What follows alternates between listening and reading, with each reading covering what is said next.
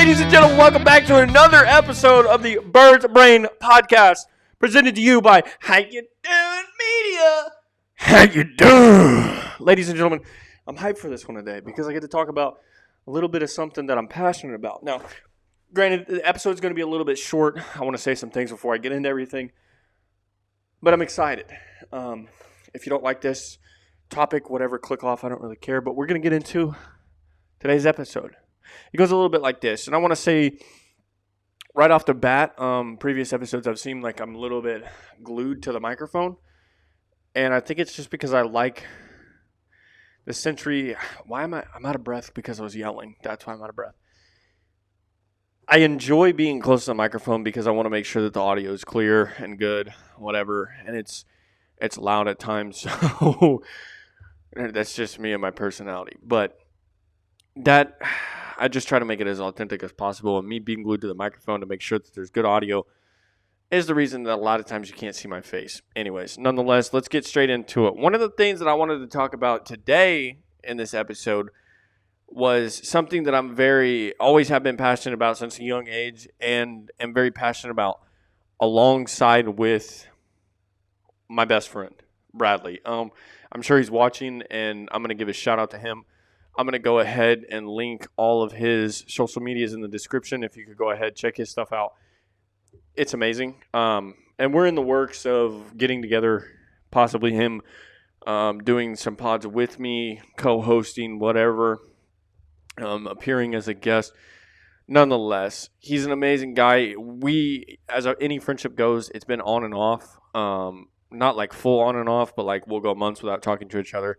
And then we check in, and then everything's cool again. And then you got to check in again and see how life's going and the whole 9 yards. But today, what I wanted to talk about, get away from kind of everything we've been talking about and the Jesus side of it, get a little bit of break in the action. I wanted to talk about the I guess you could call it like the truck scene and the world that is developed around pickups. And everything that entails with that, but also the things that I've learned within being inside of this community.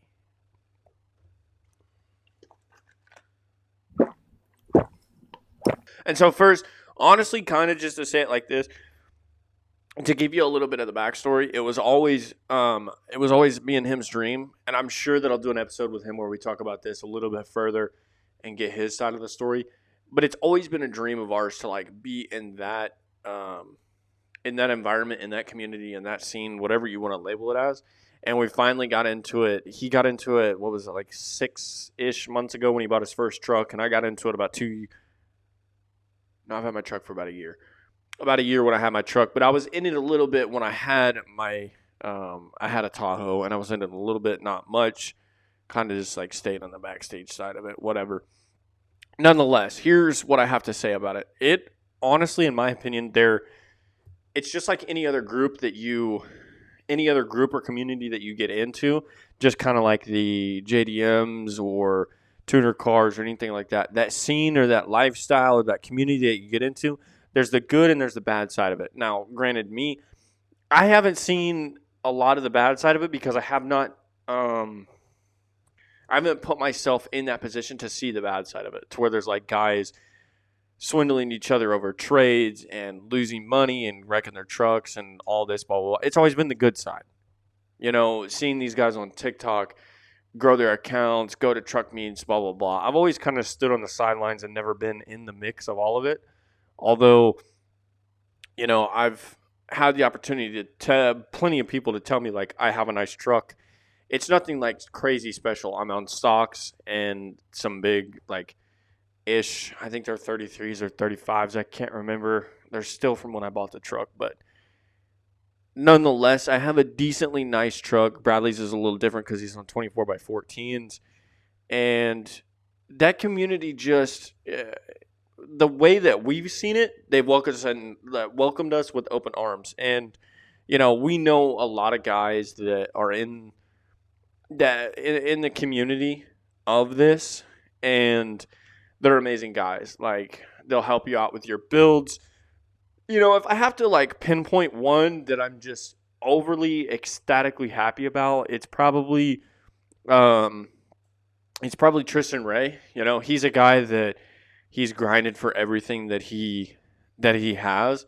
His Duramax and all of the other trucks that he has had, his dually, whatever, yada yada. He's worked hard for it just as well as we have. But with inside of all of it, it kind of goes a little bit hand in hand with the other things that I want to talk about, because the situation for me, and I know I need to get to the point, but what it is for me is it's understanding that these guys that have a passion towards building these nice trucks come together and can tell you what their build is, where they got their parts, who to talk to, what guy to get with, blah blah blah blah blah. And there's no gatekeeping. There is in some aspects, because some guys want to have the specific thing that's theirs, strut plates, whatever, blah blah blah, overlays, nonetheless. But they open you in with welcoming arms, essentially. And we got into the conversation about it earlier, and it kind of like piqued my interest again, because I would say probably the last 6 or 7 months, I've been out of it, kind of just working, grinding, and making sure that my life's taken care of, and that I'm basically in good standing with life, making sure that everything's taken care of, bills, all that. But one of the main focuses of why I wanted to talk about this topic kind of goes like this. We get into the situation of talking about these guys that build their trucks, and you have to understand the work ethic and the work alone that goes into it, but also the drive and determination to, build these trucks, take the time to do it right and all of this. And I see it as, one of the hobbies that probably works the hardest, because you've got guys that not only do they work these blue collar jobs, but inside of that, they're going to these meets on the weekend and they're building their trucks in the garage on their nights that they get home from late from work, and they go into the garage and they do things to their truck to make sure that they're ready for the next show the next weekend, and dumping another paycheck into their truck. At the end of the day, I see it kind of like this. It's a situation that back in the day I used to not like it. Like I don't get full blown in it like Bradley does, because I don't me personally, I don't have the time or the money to be investing that much into my vehicle. But him, on the other hand, Rocklight, Starlight, wants to do a Kyle Hood's, got the big wheels, the lift, the whole 9 yards. Like, we talk about it 24/7 essentially. It is our thing. That's our hobby. And we have other ones outside of that, but that's the main one. And finally, getting to the point here that I want to talk about is, I don't think that you can find anybody in this world that is going to work harder than a dude that is in love with the way that his truck looks. And cliche and kind of hypocritical for me to say, but the way that it looks and the amount of money that he'll put into it. Me personally, like I said, I'm not the one to dump, 20, 30 grand into a vehicle, turn around and take it to a show and be like, oh, look what I did. But that's my best friend Bradley. That's what he'll do. And I praise him for it, because he works these long hours. He works, he works at his factory job to get the deed done, to get these parts for his truck, nonetheless, whatever. But you're not going to find a guy that works harder than somebody who wants to build a truck to make it look nice so everybody else can ooh and ah. Now, we can get into the conversation, which I won't, maybe later, to say, oh, but those guys don't need to find validation from their pickups and blah, blah, blah. But you have to understand, if you were that passionate about your hobby as well, you got to give them a little bit of grace and forgiveness and say, these guys on the flip side, maybe they're asking for that validation or whatever, but look how hard they're working. Look how they've turned this truck from completely stock to dumping $20,000 into it, and now the value's gone up, essentially, however you want to put it. Dealerships don't see it that way, but they do all of these things to these trucks, and then you turn around and you're getting criticized by everybody else, and including me at one point in time. When I got out of it, I was like, I got out of it because I was like in a position of my life where I was like, this is stupid. Why would you be doing this? Why are you dumping 20 grand into a pickup that at the end of the day, you're probably just going to sell it anyways and get a new one? Because there is like a definitive truth to the fact that when you feel like you've accomplished the build, at some point you just turn around and you're like, who wants to straight up trade or I'll sell it to you. And then you move on to the next.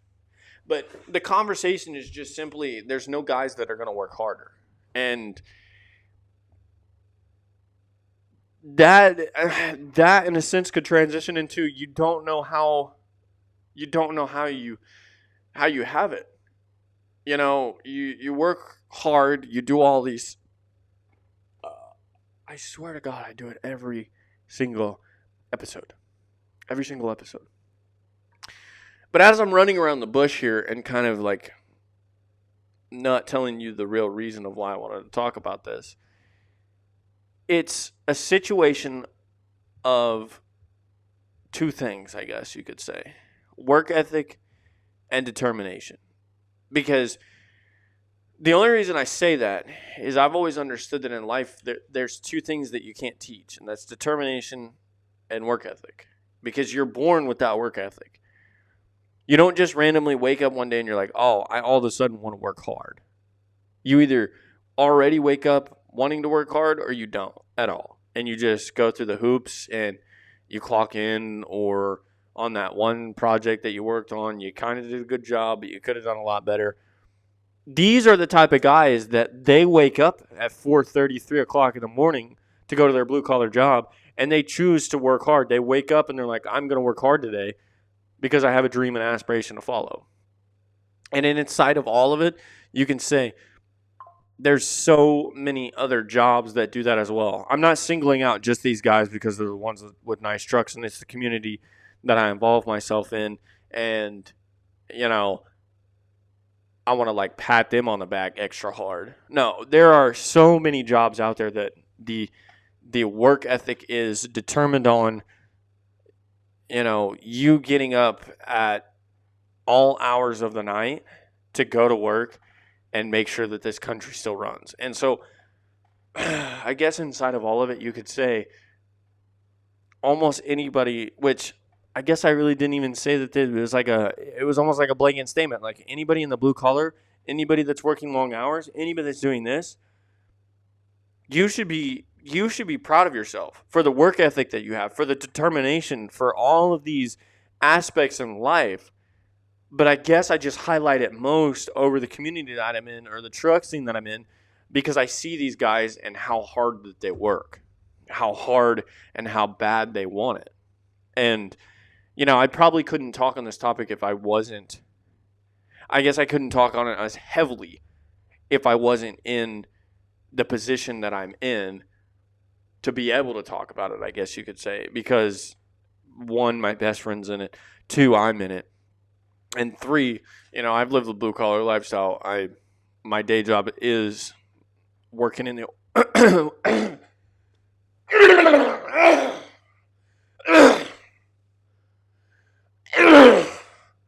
is working in the oil field. So I can't wake up and like, oh, I'm having a bad day, so I can't work hard. It's like, no, I have to wake up no matter what, and I have to work hard no matter what. Because my bosses depend on me, the people around me depend on me, my girlfriend depends on me, my family depends on me. I have all these things that depend on me to make sure that the lights stay on and the water's on and my truck payment's paid and the house payment's paid and all of that, blah, blah, blah. And so in a roundabout way, to finally finish, like, giving you the run around the bush after about 5 times now, I guess what I'm just trying to say is if you're in that space, not blanket statement of just if you work blue collar, but the blanket statement of if you work long hours, if you are forced to have that work ethic and the determination every single day to get up and do the work without complaining, be proud of yourself. Be proud of yourself for being able to get through that. And I'm going to be honest with you. One of, if not the hardest things to do is stay motivated in those situations. I'm not completely leave the work ethic and determination behind, because we can uh, not that you can be taught it, you're born with it in a sense, but you can be influenced to have slightly better determination or work ethic by those around you. But that's also just because you have that what I like to call like bone in your body, to where you feed off of those around you, and you, I guess, are a part of the GSD crew, which that's basically just get shit done. I mean, that I don't. That's what I do. I'm like leader of that crew out here where I work.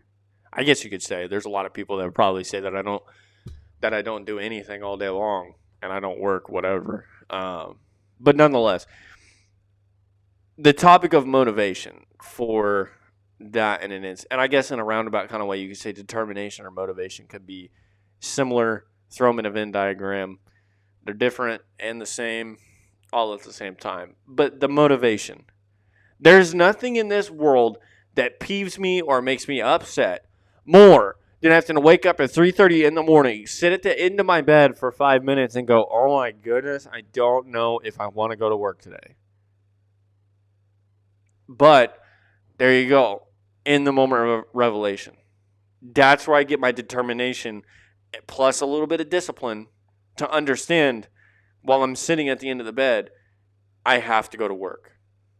Where my work ethic comes in, to where I get in the pickup and I go to work and I do the best job possible. See, I figure this out as I go and complete the thought, but also have new revelations as I talk about it. And so having that motivation can be sometimes a little bit difficult. And again, if you have that motivation, if you have that discipline every single day, again, be proud of yourself. Because there's a lot of people that don't. There's a lot of people that wake up in the morning and they turn around and they go right back to bed. There's people that will literally show up late to work, which I can't talk much because I've showed up late to work a couple times, but only for the terrible excuse, but only because I'm such a heavy sleeper that sometimes I don't hear my alarm. And so then when I do wake up, it's like I have 5 minutes to get to work and I live 10 minutes from work. So I end up like 3 minutes late because I drive fast. And nonetheless, the situation at hand is, I guess I'm trying to tell you how proud you need to be of yourself if you have these attributes. If you continue to deal with it every single day. And don't think I'm don't think I'm talking about the topic of just blue collar only, to where it's like a situation of shout out my blue collar guys only, shout out my truck community guys only. It's like anybody. Don't think I'm singling out one specific crew of people. It's like anybody. Even if you work at CVS and you work full time, 10-hour, or I don't even know what their shifts are, but if you're working full time with the determination to do the best job possible, to always strive to be the best, man, just be proud of yourself. Because it's, like I said, there's people that go back to bed. There's people that show up late to work. There's people that will literally wake up in the morning and go, I don't think I'm going to go to work today. Text their boss 30 minutes later and go, I just randomly somehow got sick, and so I'm not going to be into work today. And then there's the people that on Monday mornings, they can't show up to work because they got too drunk on the Sunday night, and so they're just not going to come to work. But also don't forget the guys on Friday. When Friday rolls around, it's time for them to miss work because, heaven forbid, I have to work on a Friday to where I can't go to the bar because I worked late. Be proud of yourself because you're making those sacrifices. And having the determination and the discipline and the motivation and the work ethic to do these things. Don't cut yourself short. Let me be the guy to tell you. Because you're allowed to have those moments. It took me a really long time to understand that you're allowed to have moments where you're proud of yourself because of, growing up the way that I did. It was never, don't stop and smell the bushes. Don't stop and look at the flowers or the scenery around you. When you get done with one task, let's go to the next. Immediately. Don't stop. Immediately get to the next task so we can continue to get these things done and move on to the next. And I finally realized that at an older age and working with the right people around me, that it's okay to take 5 minutes ever so often, stop and smell the roses and look around and go, yeah, it's 8 a.m. and I've been here since 4:30. We're doing an amazing job and I'm proud of this. And I guess I want to say this, and I want to shout out the people that probably go unheard of a lot of the times, and that's my night shift people, my evening shift people, anybody that works through the night. You are a substantial piece of why America keeps running. There's warehouse workers. One of my other best friends, Jake, he works in a warehouse where they make, what is it again? Plastic bags, trash bags, cellophane wrap, something like that. I'm not sure. But nonetheless, he works in a factory where he works a swing shift. So a couple weeks he'll work days, a couple weeks he'll work nights, and then he has like flipping back and forth all year long. And then he gets like a 3-day weekend every so often. Nonetheless, my night shift people,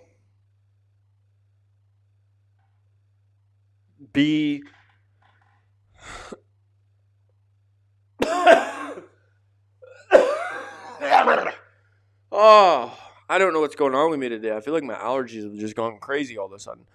But back to what I was saying, my night shift people, be insanely proud of yourself as well. Because you're one of the substantial pieces of why America is still running 24 hours a day. Why things don't stop. And I could sit here all night long and highlight the people that deserve praise the most and get absolutely none by anybody else, or they get it ever so often, and their actions go not essentially unheard but unwatched. It's the situation of your Amazon package showed up because it made it across the country in 2 days. But it only made it across the country in 2 days because there were people in that warehouse working 24 hours. Not at one time, but 2-3 shifts made sure that package got across the country so that you could have that easy, accessible package to your front door in 2 days. So here we go. Back to the conversation. I always get my moment. I always will, because I win and so does he. Jesus is... Where was I going with that before I got like all hyped up about being able to talk about it? Anyways, I'll come back to it. And I'll catch the thought. But one of the things that I also wanted to highlight is some of the most insane people that I know. And this is gonna sound like boldly and intensely insane for the simple fact that there are some people out there that just do it for the love of the game.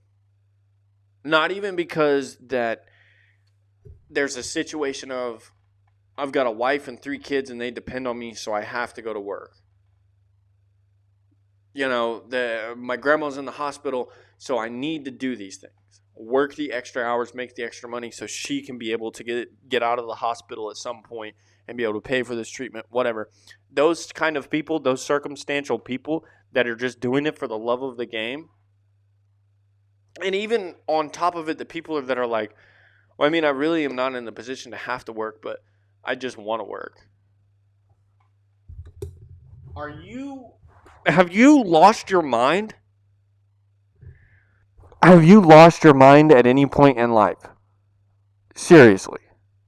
Because I'm going to be honest with you. Although that I would consider myself having a good work ethic, determination, discipline, and motivation in my aspects of work, at no point have I ever woke up and went, "Yep, I just feel like working today." Granted, I guess you could say that there's a couple times a month or a week or whatever that I'm very intrigued to go to work because of how much I do actually enjoy my job.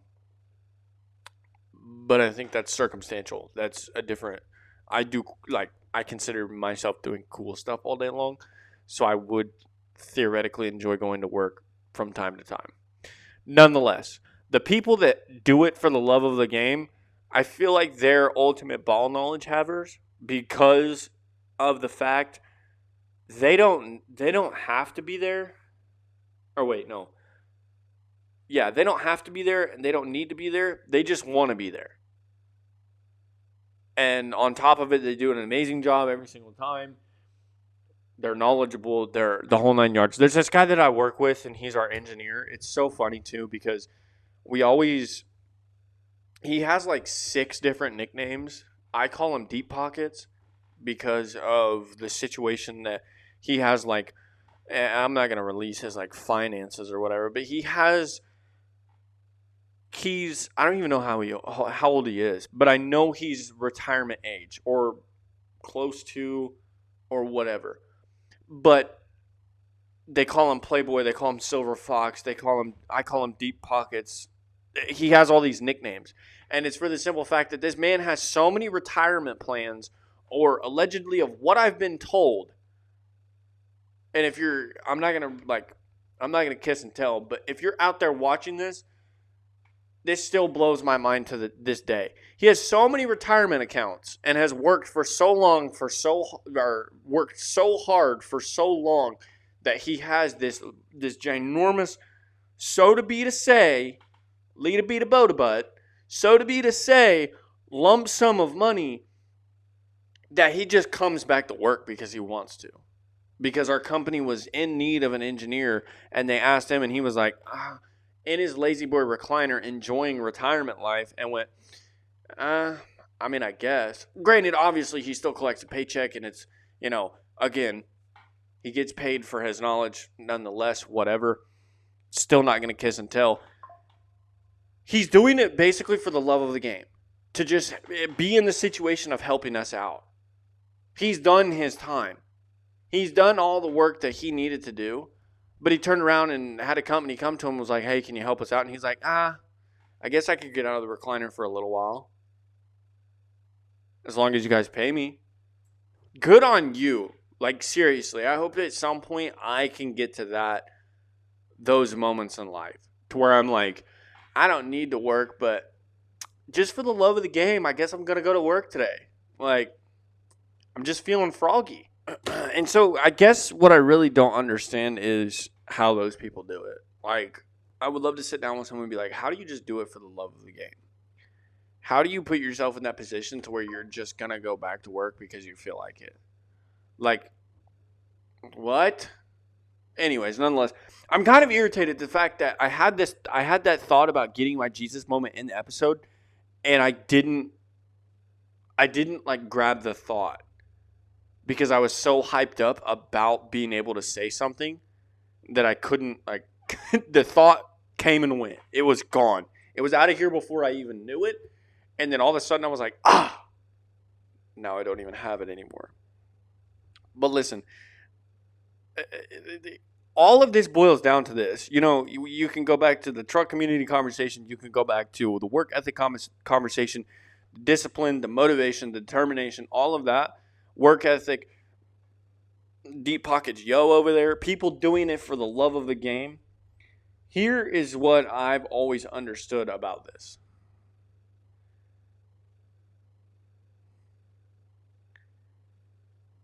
The situation boils down to one thing.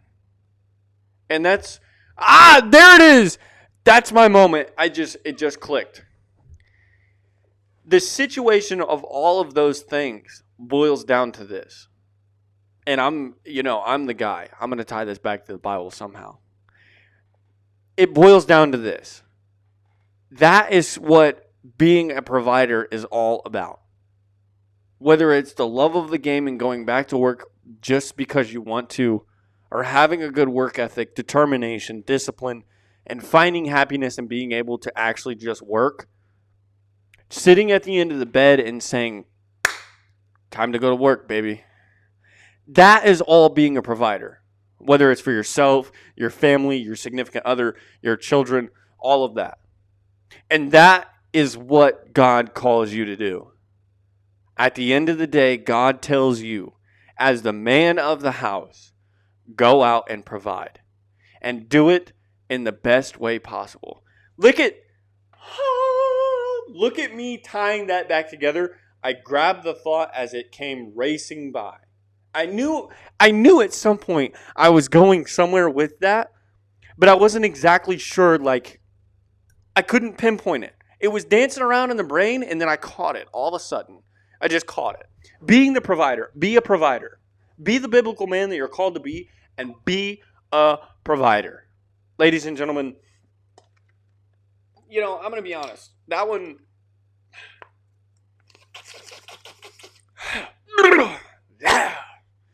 that one really did it for me. Because I felt what I like to call conviction for that one. Because of the situation that it was. And it's crazy to me how I can always... And here's my moment again. We're going to just keep going with my Jesus moment. The thought just went away. I don't know what it... Why do I always do this? The thought just went away. Let me get a drink and think about it.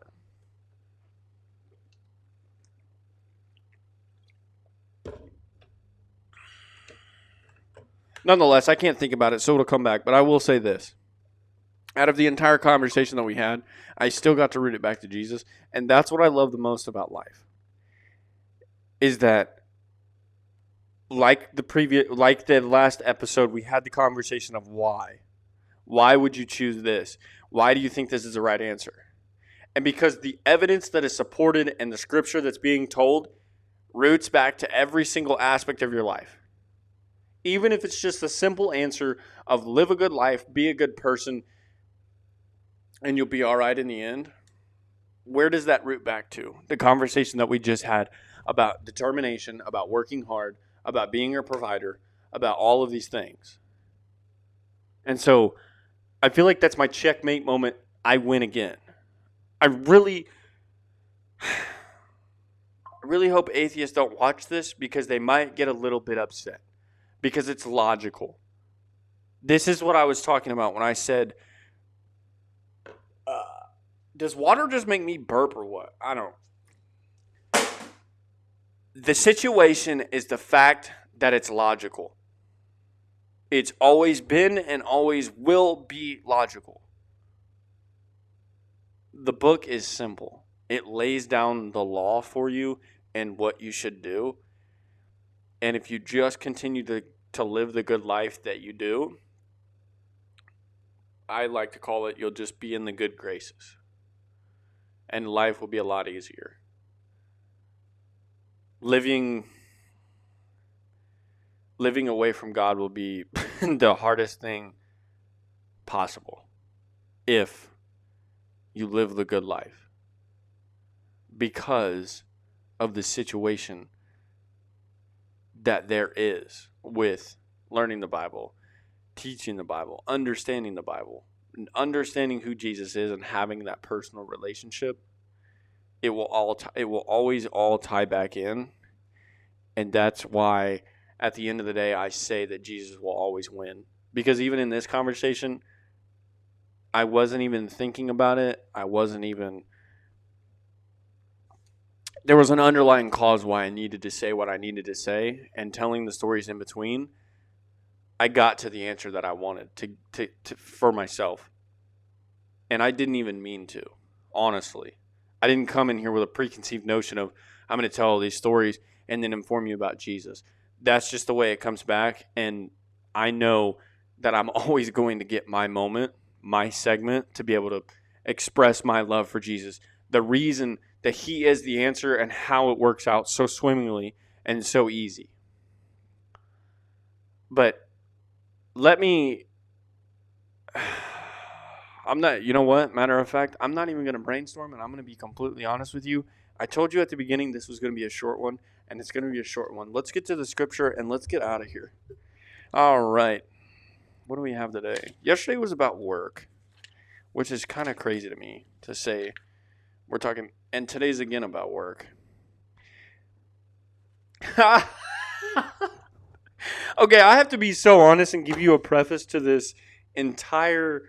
I have to give you the preface to this entire thing that we talked about was the simple fact that when I do these podcast recordings, I have simple thoughts throughout the day.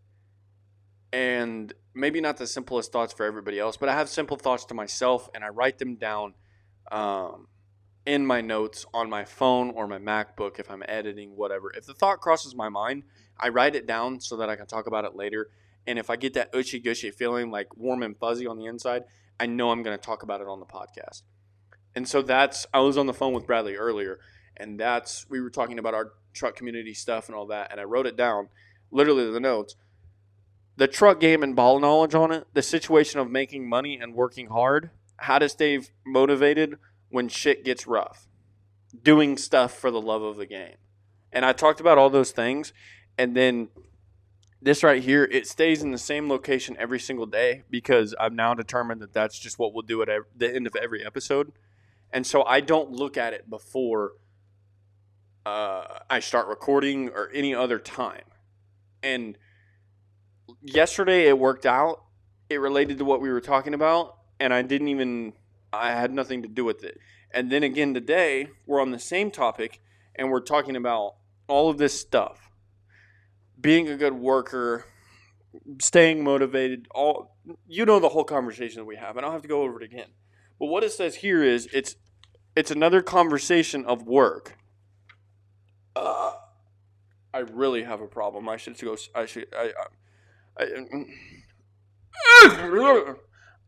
a doctor. Anyways, here's what it says. It says, "How is my work important to the Lord?" Work is an important part of God's plan for your life. God created work to give us purpose. He gave Adam work to do in the Garden of Eden before sin entered the world. God promises 3 kinds of rewards for faithful work. 1, having a more credible witness to non-believers, meaning that you're not a liar, you're not a person that's just going to BS somebody for simplicities of life generally. 2, having our needs met without having to depend financially on others.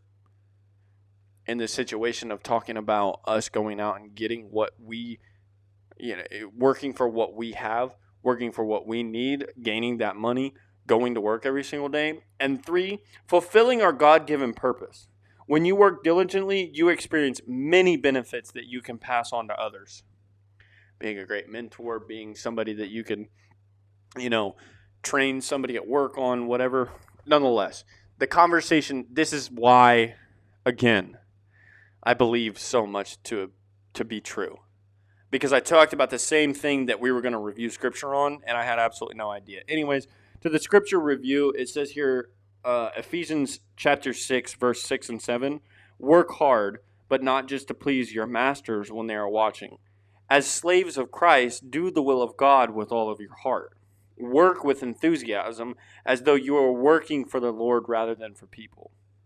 The next one, Romans 12:8, it says, "If your gift is to encourage others, do it. If you have money, share it generously. If God has given you leadership ability, take the responsibility seriously. And if you have a gift for showing kindness to others, do it gladly." And the last one, it's Ecclesiastes 5:19. And it says, "To enjoy your work and accept your lot in life, that is indeed a gift of God." And ladies and gentlemen, at the end of the day, like I said, not to beat a dead horse here, but I will always, and it's not even me at this point, I think I need to stop taking credit for it. God will always get his moment. In my life, in your life, in everybody else's life, God will get his moment. and he got his moment in today's episode.